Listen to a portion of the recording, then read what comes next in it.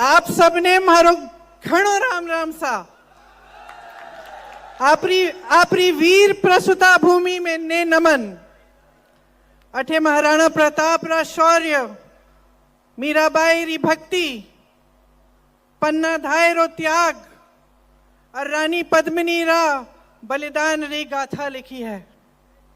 आप सगला चित्तौड़गढ़ रा निवासियां ने जय राम जी री करूं हूं। सावलिया जी धाम और सभी देवी देवताओं को प्रणाम करती हूं। ये वीरों की धरती है। गर्व है इस धरती में आपको? जोर से बोलो। गर्व है अपनी धरती में, गर्व है अपने प्रदेश में, गर्व है अपने देश में। मुझे भी बहुत गर्व है, इसीलिए मेरी ध्यान से बातें सुनना। आपके काम की बात करने आई हूं, चुनाव की बात नहीं, आपके काम की बात करने आई हूं। तो एकदम ध्यान से सुनो। आपसे कुछ चाहती हूं मैं, बाद में आपको पता चलेगा। देखिए, ये महाराणा प्रताप जी की धरती है। उनके साथ गाड़िया लोहारों ने एक शपथ ली थी कि जब तक चित्तौड़गढ़ आजाद नहीं होगा तब तक किले में प्रवेश नहीं करेंगे। मालूम है आपको ये कहानी? तो प्रवेश कब किया इन्होंने, कौन बताएगा? पंडित जवाहरलाल नेहरू ने माणिकलाल वर्मा जी के साथ किले में इनके साथ प्रवेश किया जब भारत आजाद हुआ तब।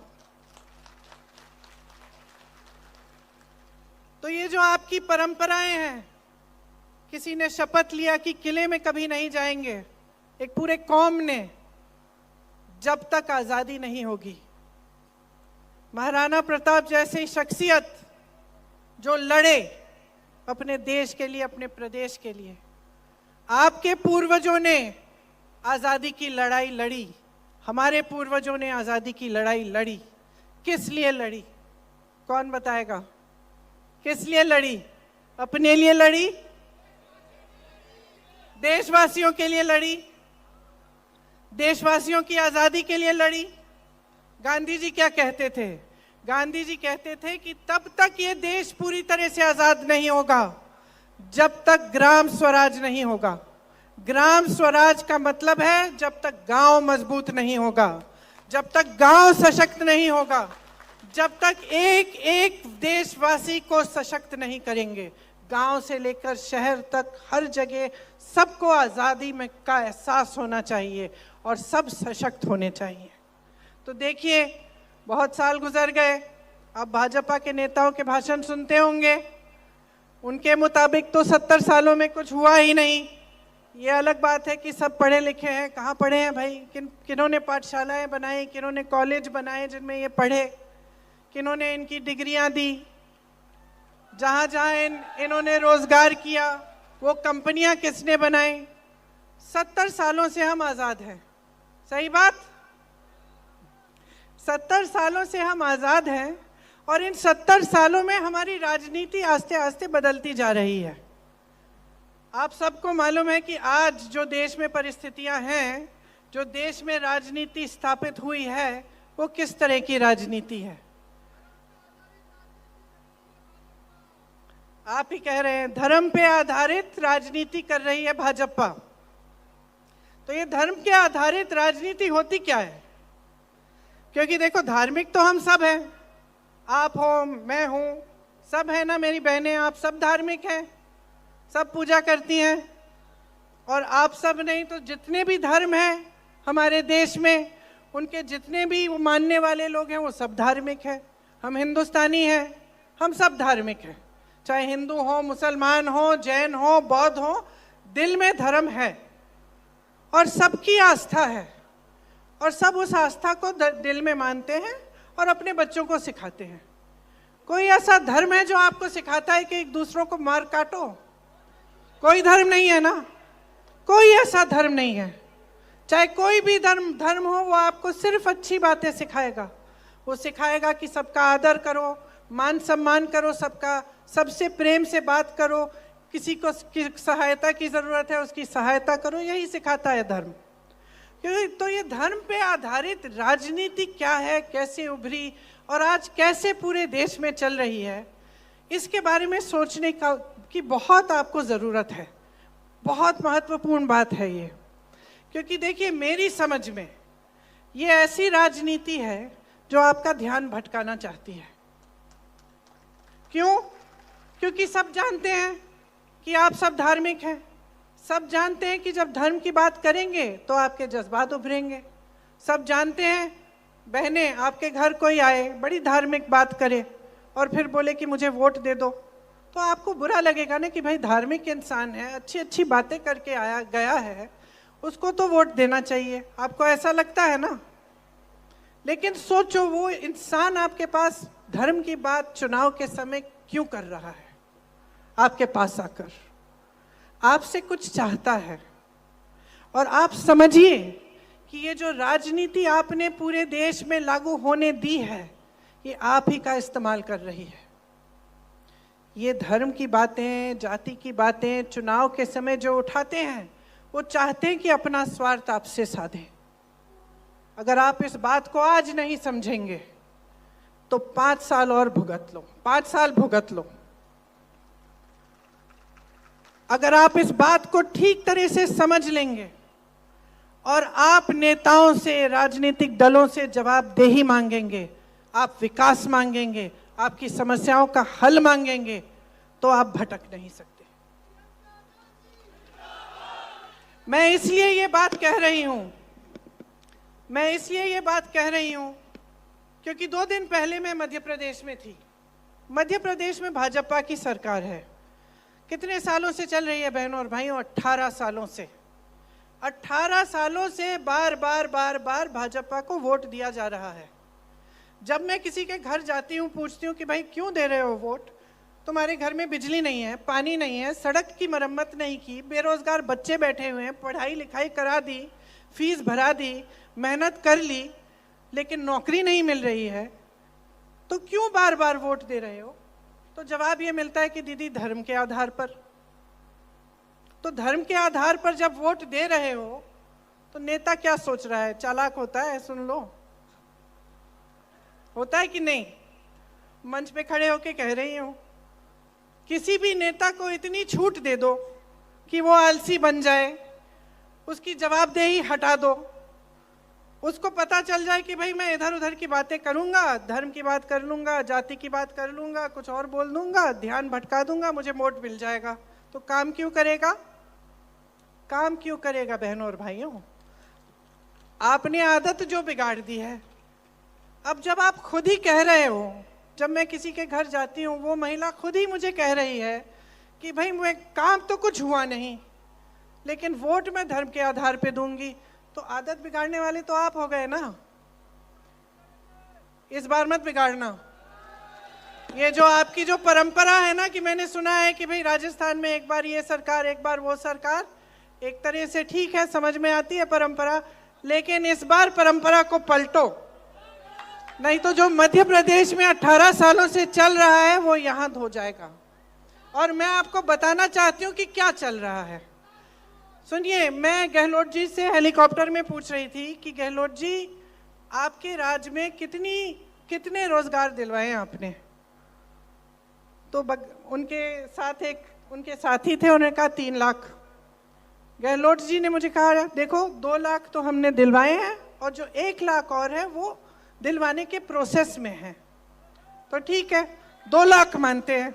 अब कोई मुझे बता सकता है कि मध्य प्रदेश में भाजपा की सरकार ने 3.5 सालों में कितने रोजगार दिलवाए होंगे? फिर मैंने पूछा कि शिक्षा की सुविधाएं कैसी हैं? बोला कि शिक्षा की सुविधाएं हमारी यहाँ बहुत अच्छी हैं, सब जगह हम बनवा रही हैं और मजबूत कर रहे हैं।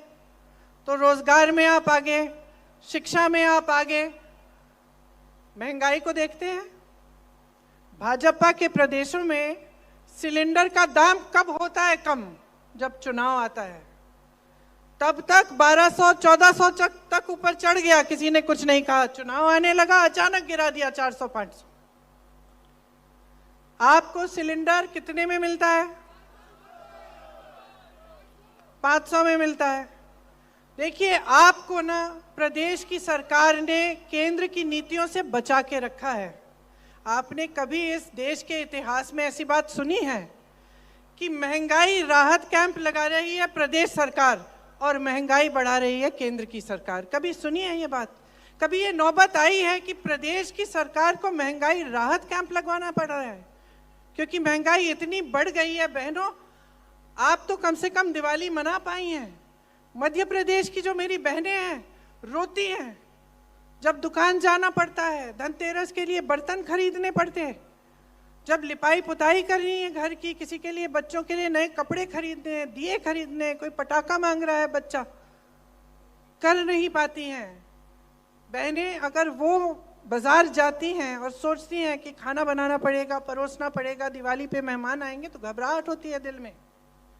और यहाँ महंगाई के राहत के कैंप इसलिए लगाए गए ताकि आपको इस महंगाई से जितना हम बचा सकते थे हमारी सरकार ने बचाने की कोशिश की।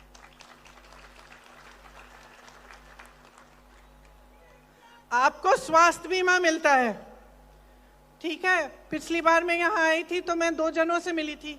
एक का हार्ट का ऑपरेशन हुआ, उसने हाथ जोड़ के गहलोत जी को धन्यवाद दिया, बोला कि मुझको एक भी पैसा देना नहीं पड़ा।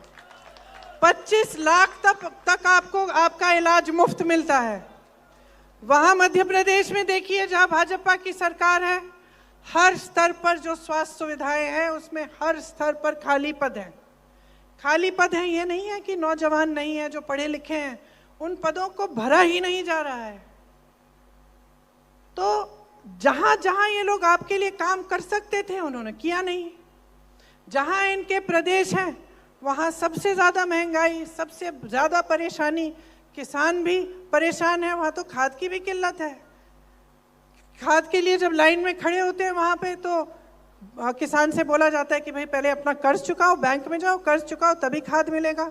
नई चीज ये कि मोदी जी ने अपना स्टिकर चिपका दिया, उस पर अपनी फोटो उस पर चिपका दी, तो चुनाव आयोग ने बोला मध्य प्रदेश में अभी खाद का वितरण बंद करिए। बेचारा किसान रो रहा है, त्रस्त है, सीजन निकले जा रहा है, उसको खाद नहीं मिल रही है। क्योंकि इतने अक्लमंद है भाजपा के नेता कि चुनाव के समय खाद पर भी अपनी फोटो लगाना चाहते हैं। तो मैं सिर्फ आपसे एक सवाल करना चाहती हूं, आप किस तरह की राजनीति चाहते हैं अपने प्रदेश में? विकास की चाहते हैं? सीधी सी बात है। देखिए, अपना ध्यान केंद्रित करिए अर्जुन की तरह। जब अर्जुन को तीर मारनी थी, मछली की आंख से उनका ध्यान हटा नहीं। उसी तरह से आपका ध्यान अपने विकास, अपने भविष्य, अपने बच्चों के भविष्य, अपने रोजगार, अपनी शिक्षा की सुविधाएं, अपनी स्वास्थ्य की सुविधाओं से हटना नहीं चाहिए। मांगो तो विकास मांगो तो प्रगति और तरक्की मांगो, और मांगो तो अपने लिए अपना हक और अपना अधिकार मांगो।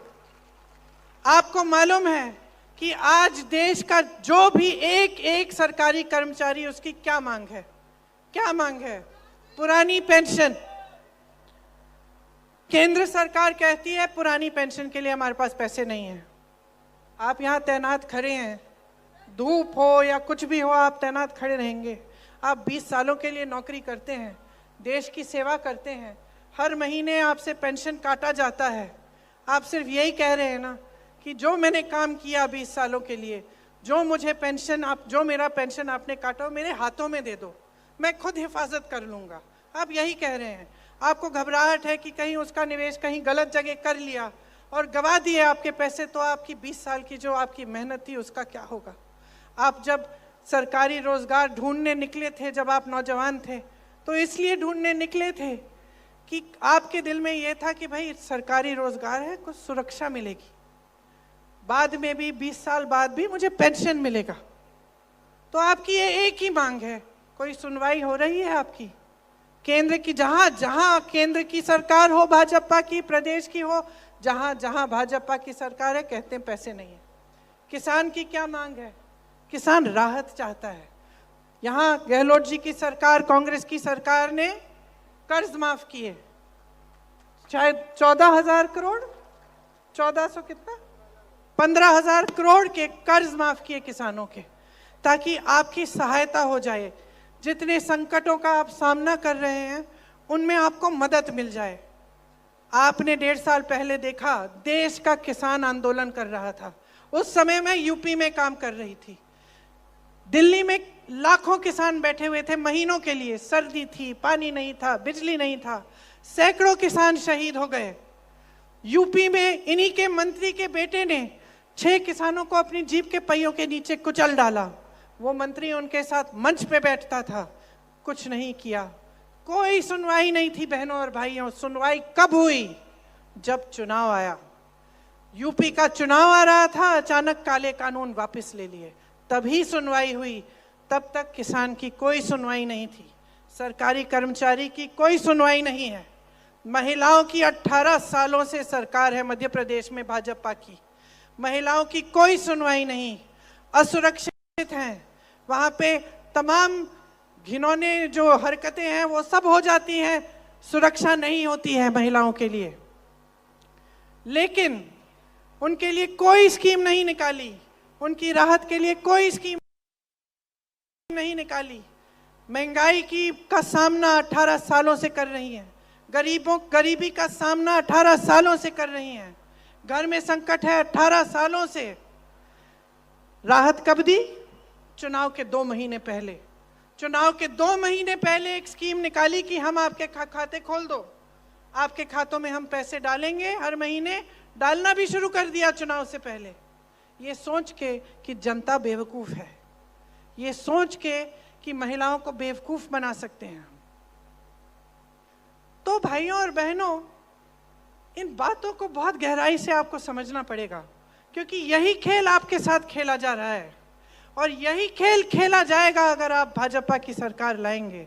आप देखिए आसपास क्या है, जहां कांग्रेस की सरकारें हैं, जहां भाजपा की सरकारें हैं, उनकी तुलना करिए। मेरी बातों पे मत जाइए। आपको ये लगता होगा कि चलो ये तो कांग्रेस की नेता है तो बोलेगी कांग्रेस के पक्ष में, इसने तो आलोचना करनी ही है भाजपा की और भाजपा वाले हमारी करेंगे। हम भी कुछ कहते हैं उनके बारे में, वो भी कहते हैं। मैं कहती हूँ मेरी बातों पे जाओ ही मत। मैं कहती हूँ तमाम नौजवान बैठे हो, शहर है, यहाँ इंटरनेट है, जाके देखो। जो छत्तीसगढ़ में तुम्हारे दोस्त हैं या मध्य प्रदेश में हैं या हिमाचल में हैं, वहाँ पूछो। अपनी यहाँ राजस्थान की स्थिति देखो, आपकी क्या स्थिति है। यहाँ आपको राहत मिल रही है, यहाँ किसान के कर्ज माफ हुए हैं, यहाँ पुरानी पेंशन की स्कीम लागू भी है और हम ये भी कह रहे हैं कि हम इसको एक कानून बनाएंगे। यहाँ महिलाओं के लिए कितने काम किए हैं। ये सब चीजें हुई हैं आपके आंखों के सामने, आपका अनुभव रहा है। तो आप अपने अनुभव पर जाओ, अपने विवेक पर जाओ, लेकिन एकदम आंखें खोल के अपना वोट डालो। आज भाजपा, राजस्थान की जो भाजपा है एकदम बिखरी हुई है। मोदी जी इतना दौरा कर रहे हैं, इतने भाषण देते हैं, कहाँ कहाँ की बातें करते हैं, विकास की तो नहीं करते। आपको कभी ये मिसाल नहीं देंगे कि मध्य प्रदेश में देखो हमने कितना काम किया। मैं यहाँ खड़ी होकर दे सकती हूँ, मैं कह सकती हूँ कि अपने प्रदेश में कितना हुआ है, छत्तीसगढ़ में क्या हुआ है, राजस्थान में कितना हो रहा है। वो नहीं कह सकते। वो कभी लाल, कभी पीली, कभी नीली डायरी की बात करते हैं कि नहीं? कहते हैं कि वैसी डायरी मिल गई। क्या खोज रहे थे वो? मुझे तो लगता है कि पूरे प्रदेश में ढूंढते ढूंढते वो तो अपना सीएम फेस ढूंढ रहे हैं, अपने सीएम का चेहरा ढूंढ रहे हैं, वही नहीं मिल रहा। आपने वो फोटो देखी है मोदी जी की जीप में चल रहे हैं टोपी लगा के और यूं दूरबीन से देख रहे हैं जंगलों में, यहीं आपके राजस्थान के जंगलों में कुछ ढूंढ रहे हैं, शायद मोर ढूंढ रहे हैं। दूरबीन भेज दें उन्हें, दूरबीन भेज देते हैं, अपना सीएम का चेहरा भी ढूंढ लें, क्या पता दूरबीन से देखें तो मिल जाए। जितने भी उनके बड़े बड़े नेता थे सबको परे कर दिया, राजस्थान आकर अपने नाम पर वोट मांग रहे हैं। ये नौबत हो चुकी है उनकी। अपने नाम पर वोट ऐसे मांग रहे हैं जैसे प्रधानमंत्री पद छोड़ के यहाँ आके सीएम बनेंगे।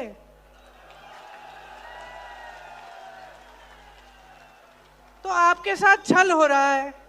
अब आप जागरूक बनेंगे, आप आंखें खोलेंगे तो आप इस छल को देख पाएंगे, समझ पाएंगे। अगर आप अपने जीवन का अनुभव देखेंगे, ये देखेंगे कि जो गहलोत जी की सरकार है उसने क्या क्या काम किया है आपके लिए। मैं नहीं कह रही हूं कि सब कुछ ठीक है, मैं नहीं कह रही हूं कि जितना विकास, सब विकास जो है एक निरंतर होता है, विकास कभी रुक नहीं सकता। हम आज 10 चीजें करेंगे, 10 और करनी पड़ेंगी, ये होता है विकास, चलते चले जाता है। तो मैं ये नहीं कह रही हूं कि भाई पूरी तरह से हो गया है, लेकिन मैं ये जरूर कह रही हूं कि कोई प्रयास नहीं छोड़ा। कि जब गहलोत जी कहते हैं कि आप जितना भी मांगो, आप मांगते मांगते थक जाओगे, मैं देते देते नहीं थकूंगा, तो मैं गहलोत जी को जानती हूं, वो अपने दिल से ये बात कहते हैं। मैं जानती हूं कि कितना काम करते हैं, रात भर काम करते हैं, 4-5 बजे तक सोते नहीं हैं, आपके लिए काम करते हैं। तो आपको कौन सी राजनीति चाहिए, आपको कैसी सरकार चाहिए, आप जब इसको चुनने जाएंगे तो आप देखिए, मैं जो कह रही थी आपसे मांगने आई हूं, मैं आपकी जागरूकता मांगने आई हूं, वोट नहीं मांगने आई हूं, मैं जागरूकता मांगने आई हूं। आपने शुरू में कहा कि इस धरती पर गर्व है, आपने शुरू में कहा इस देश पर, इस प्रदेश पर गर्व है, जोर से चिल्ला के बोले गर्व है ना तो इसकी हिफाजत करो, गर्व है तो अपने अधिकारों को समझो। जब नेता खड़े होकर कहता है कि मैंने दिया, उसको समझाओ तुमने कुछ नहीं दिया, जनता ने तुम्हें दिया है, उसको जवाबदेह बनाओ। ये धर्म की बातें, जाति की बातें बहुत अच्छी बातें हैं, लेकिन जब वोट की बात है तो अपने काम की बात सुनो और उससे काम की बात मांगो, उसको जवाबदेह बनाओ। और अगर वो आपके लिए काम नहीं करता और आपको लगता है कि इसने विश्वासघात किया है, तो बदल डालो। तो मैं इस आधार पर आपसे कह रही हूं कि जागरूक बन जाओ, क्योंकि मैं जानती हूं कि हम राजस्थान में हमारी सरकार ने खूब काम किया है और हम इस काम को रोकना नहीं चाहते। अब सही दिशा में चल रहा है प्रदेश। सही दिशा ये है कि आपकी संपत्ति आपकी जेब में जानी चाहिए। आज जो केंद्र की सरकार है आपकी संपत्ति छीन कर बड़े बड़े उद्योगपतियों को दे रही है, चाहे आपकी बड़ी बड़ी कंपनियां हो, चाहे बंदरगाह हो, चाहे हवाई अड्डे हो। आज किसान 27 रुपए कमाता है एक दिन में और अडानी जी 16,000 करोड़ रुपए कमाते हैं। मोदी जी कहते हैं कि आपके पेंशन के लिए पैसे नहीं है। 16,000 करोड़ रुपए के 2 हवाई जहाज सिर्फ मोदी जी के हैं, सरकार ने उनके लिए खरीदे हैं और उन्हीं में घूमते हैं। 20,000 करोड़ का उन्होंने सुंदरीकरण किया है संसद भवन का। 70 साल पुराना था, उनको पसंद नहीं आया, लेकिन 70 साल से तो अच्छा खासा चल रहा था। 20,000 करोड़ खर्चे, जिस समय उन्होंने कहा कि 20,000 करोड़ रुपए खर्चेंगे संसद भवन के सुंदरीकरण के लिए, मालूम है आपको क्या था? कोरोना था। लोग ऑक्सीजन के लिए तरस रहे थे, मर रहे थे सड़कों पे, और ये सोच रहे थे सुंदरीकरण के लिए पैसे देने के लिए। और एक बात और बता देती हूँ, उस समय उत्तर प्रदेश के किसानों का जो गन्ना का बकाया था 15,000 करोड़ रुपए था भाइयों, 15,000 करोड़ का बकाया, और सरकार कह रही थी तुम्हें नहीं दे सकते। और हजारों करोड़ रुपए माफ करते हैं अपने बड़े बड़े उद्योगपति मित्रों को। तो ये सरकार, छोटे जो उद्योगपति हैं, छोटे जो कारोबार चलाते हैं, ये दुकानदार हैं जो मेहनत करते हैं ईमानदारी से दिन रात, उन पे क्या, उनको क्या मिला? जीएसटी मिली, नोटबंदी मिली। आप लोग देशभक्त हो, सब देशभक्त हो, आप कतार में खड़े हो गए। उसके बाद कोरोना आया, आपको कोई राहत नहीं मिली। तो बड़े बड़े उद्योगपतियों को सहारा, सहायता, कर्ज माफ, देश के बंदरगाह, देश के हवाई अड्डे, और आपके बारे में कौन सोचेगा? तो आप सोच लीजिए, अपने पैरों पे खड़ा होना है, अपना भविष्य मजबूत बनाना है, अपने आप को सशक्त बनाना है, तो कांग्रेस की सरकार को जिताओ, 5 साल और दो। कुछ घोषणाएं हैं कि अगर सरकार वापस आएगी तो 1 करोड़ परिवारों को 500 रुपए में जो सिलेंडर मिलेगा, महिला मुखिया को 10,000 रुपए सालाना मिलेंगे, 2 रुपए प्रति किलो गोबर को खरीदा जाएगा ताकि आवारा की पशु की जो समस्या है ये कम हो जाए। सरकारी कॉलेज के पहले साल में विद्यार्थियों को लैपटॉप और टैबलेट मिलेगी, या लैपटॉप या टैबलेट। प्राकृतिक आपदा से पीड़ित परिवारों को 15 लाख तक की बीमा मिलेगी। हर छात्र को अंग्रेजी मीडियम की शिक्षा का गारंटी होगा और जो ओपीएस है, जो पुराना पेंशन है, उसको हम एक कानूनी गारंटी बनाएंगे। तो देखिए, भाजपा बिखरी हुई है, हम एकजुट होकर लड़ रहे हैं। हमारा एक एक नेता आपके लिए समर्पित है। सही तरह की राजनीति अपने प्रदेश में है, उसको कामयाब करो, उसको 5 साल और दो ताकि आपका प्रदेश आगे बढ़ता चले जाए और रुके नहीं। मैं जानती